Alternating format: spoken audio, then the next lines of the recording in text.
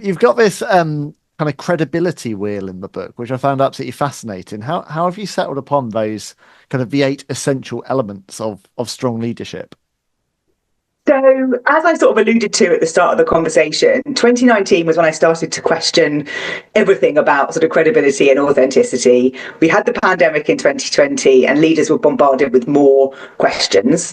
And then in around 2022, I think it was, I started to gather all of the different, as I called them at the time, sort of different traits and behaviours that would make somebody credible. So, what is it that we are looking at? And I came up with 9 different things.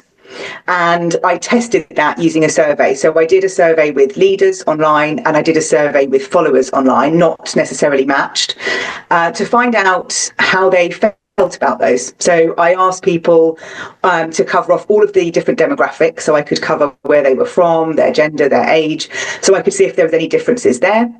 And I asked followers why they followed some people and not others. So it gave me a free text questionnaire with lots of different language, which was helpful. And that's where the original 9 turned into the 8 that we have today.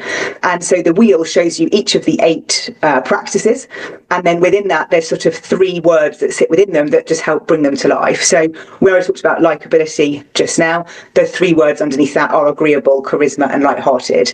And in the book, I tell sort of stories and, as you know, sort of talk about what that means. So that's how the 8 sort of came to be, because you don't necessarily need some of those subset words as sort of core words, but some of the 8 things like integrity and trustworthy are sort of foundational to that credibility piece.